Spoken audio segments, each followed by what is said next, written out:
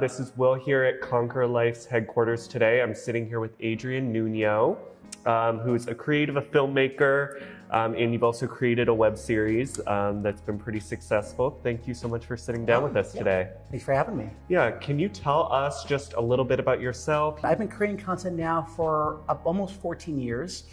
It started way back when I was in middle school, and I asked to borrow my dad's Panasonic camcorder, and we kind of made our first movie, me and my twin brother. And so ever since then, every year we made something, whether it was a short film, whether it was a feature film, a documentary, you name it. And we've kind of kept that consistency going up until now, where we just finished the first season of a web series that actually I found out last week actually got a telly. Oh, congratulations. Thank you. What has it been like working so closely with your brother? Amazing. Yeah? Amazing. You know, I know a lot of folks who do creative work have to go through so many years to find their best collaborator. Sure. I'm very fortunate that I was born with one. Born with somebody who knows exactly how I feel about stories or feel about, you know, certain decisions creatively. Like, we get each other very well. So you got into creating pretty young. Where do you think that desire to be creative and, you know, do these projects came from at such a young age? I remember distinctly when that first happened. I was at a drive-in movie theater and I saw E.T. And I remember just being mesmerized by the story that how could I get all these emotions and feelings about an alien creature? Like, how is that possible? But long and behold, Spielberg did his magic. And when I found out that people actually made that and brought that to life, it's like, okay, well, how do I do that? And going off that a tiny bit, can you tell us about the creation and how your web series Bordered came to fruition and everything about that process? Oh, absolutely. So we were sitting at a table and we were kind of going back and forth, just like shooting ideas. And then we all collectively talked about our shared experiences, not just as people who are of color, growing up in a community where not too many people are like you. You know, I remember I was the only Latinx family on the entire block in my neighborhood growing up, where everyone else would be playing like Taylor Swift, you'd be playing like banda, merengue, salsa, all those kinds of genres of music. And so we wanted to do something that talked about that, because a lot of shows that we see on television show Latinos and predominantly Latinx communities, whether it's Los Angeles, you name it. And while that's great that we have stories like that, that's not necessarily true to our experience, to how we grew up. So we want to show that, but also show how on top of all that, what it's like for a character who's also maybe LGBTQ+, because on top of kind of going with the idea of you're not quite this, not quite that, being Latino, you also have to throw in the extra surprise, I guess, if you could call it that, of, oh, by the way, I'm also queer. So because of all those reasons, we ended up deciding that this is the next project we want to do, because it's not only a story that we felt so passionate about, but it's also our most personal story. Yeah, absolutely. What advice do you have for someone who's, you know, kind of just starting out, kind of has this creative itch in their body, but they're nervous about, you know, creating and putting out that content? Yeah, I mean, I would say first, it's perfectly normal to feel nervous. But, you know, I think that's almost a good thing if you feel a little bit of nervousness or fear, because you're really going out of your comfort zone and doing something you've never done before. Secondly, I would say just start, because I think there's never been a better time to be creative, because there are so many free tools at your disposal, whether it's a camera on your phone, even free editing software, free multi-timeline editing software that I didn't have when I started. When I started, I had Windows Movie Maker. I had like the most basic iMovie, and I still made it work somehow. I don't know how, to be honest, but I did it.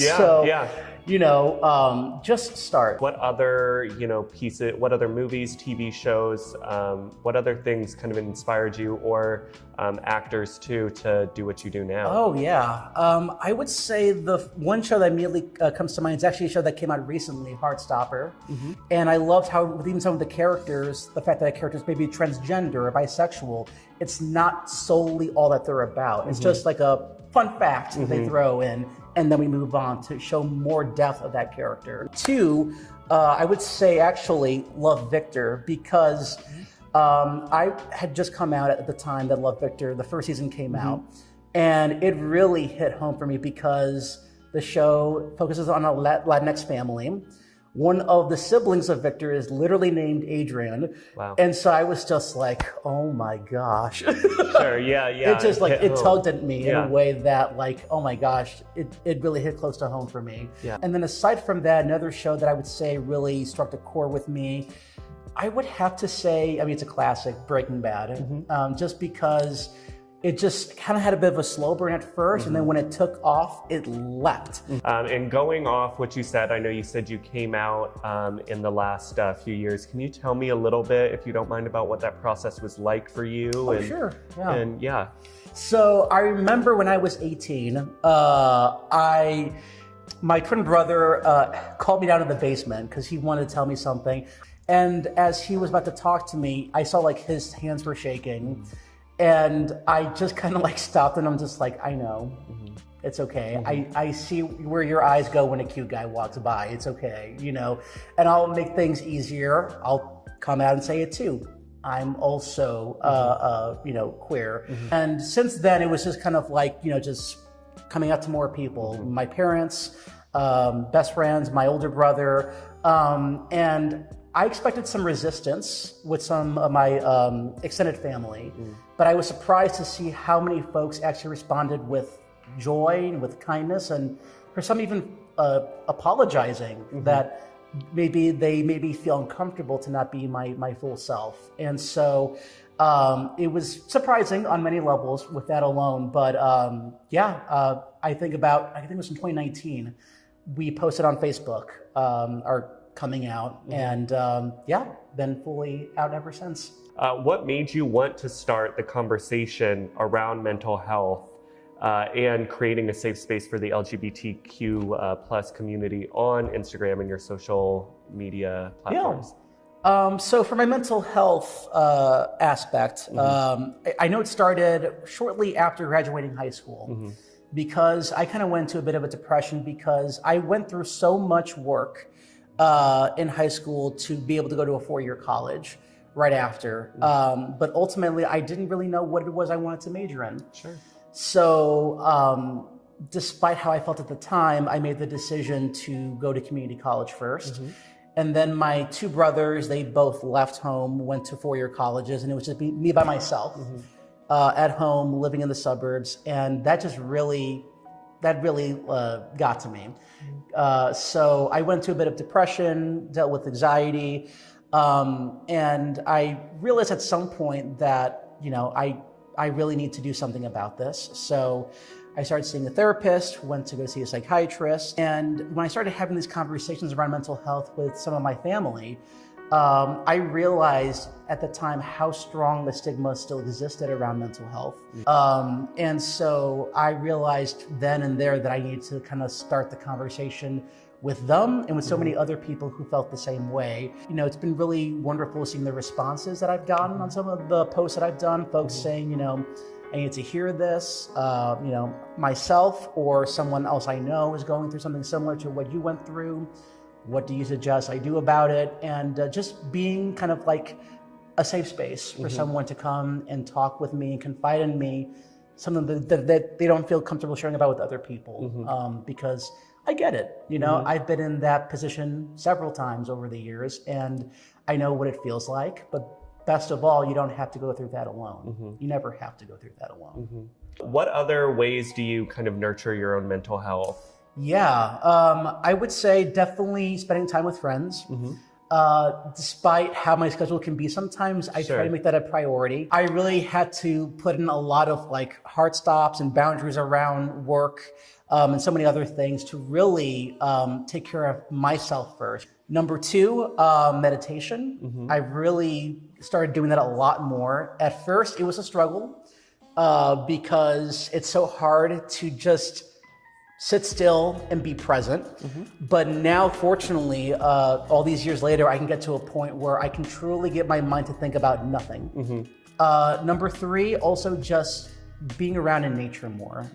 Like where I live in Edgewater, I'm a 5-minute walk from the lake. That's great. So I can get there whenever I just need to just close my eyes and just listen to the sounds of the waves. And it's just, it's so calming just having that as well. So those three things have definitely been very helpful and almost, I would say, necessary.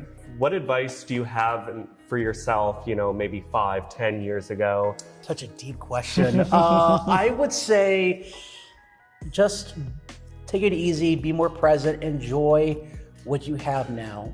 Because what you have right now, that's all you have, it's guaranteed. Tomorrow is not guaranteed. 5 years from now is not guaranteed. All you have is right now, right here, right in front of you. So just don't be too hard on yourself. Don't put too much pressure on yourself. Just enjoy what you have right here. How do you kind of balance that, creating but not getting too hard on yourself, especially starting out? Was it especially hard starting out, not comparing yourself to others or beating yourself up, especially in those early stages? Oh, it was incredibly hard. It was very hard. I think I was a more worse critic on myself than what anyone might have said, because I just really took a lot of things to heart. I was very attached to my work like that, but don't be too hard on yourself. If someone has choice words like that to say about whatever it is you make. And you kind of also have to understand that despite how hard you try, you will not please everybody. That's impossible. You cannot do that. All you can really do is try to make a film for the one audience member that you can control, which is yourself. That no matter how someone responds to it, are you proud of what you made? Do you love how it turned out? And that's all you can really control. Everything else kind of just is second nature after that. Can you tell me what was the process like? How long did it from the beginning to the very end of creating this? How long did it take for you? And I know you told me you just are just getting award buzz and all of that. So congratulations on that. Thank you. Going from the beginning to where we are now, how long has that process been? Yeah, so this has been overall 3.5 years of work. It started off first with the pilot episode back in 2018 that we created just to see if there was general interest.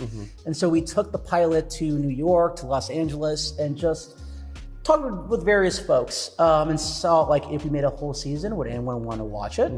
And fortunately, we got enough interest, so we ended up raising $12,000 to create the full season. And we filmed initially the rest of the season in February of 2020. We got 2 weekends into filming, and then the world shut down. So we kind of paused production for about 5 or 6 months.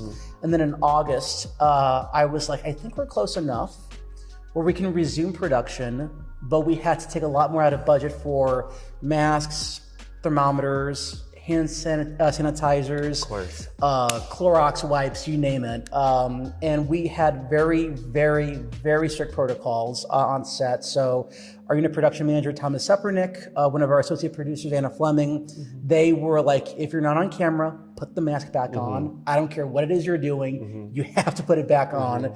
And fortunately, because of their work and everyone else, no one tested positive for COVID on our sets. Including a scene where we had 60 extras on set.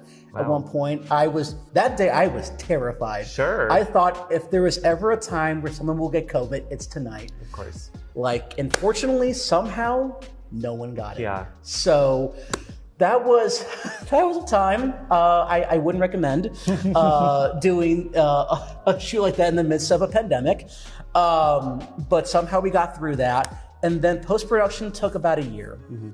Because I couldn't go see edits in person with my editor. I couldn't go see the work that my sound person was doing or a composer was doing. So it was a lot more elongated than I was hoping.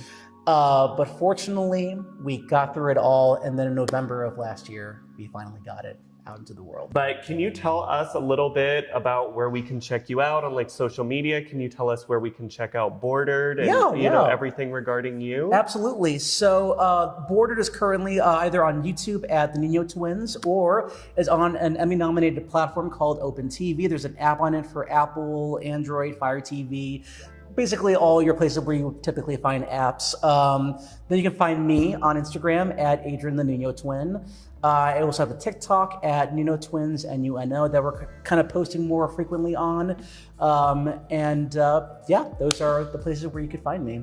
Great. Well, thank you so much for sitting down with me today and coming out here. It was great talking to you. And yeah, likewise. everybody check out Bordered and check out everything Adrian's doing. Okay? We'll see you next time. Thanks, everyone. I know that many LGBTQ plus people experience mental health struggles, predominantly younger members. Can you share with us the importance of mental health resources for the community? There's, tons of resources available. The hard part with kids is that, for the most part, their parents have to kind of be on board with getting them access to those services. So we do what we can in the school. I mean, there's services that we can offer students in the school during the school day that don't necessarily need to be so parent reliant. I started a GSA at my school, which is an acronym that stands for Gender Sexuality Alliance. It's almost like an empty acronym that's just like a safe space for queer students, an affirming space for those students, their allies, their friends.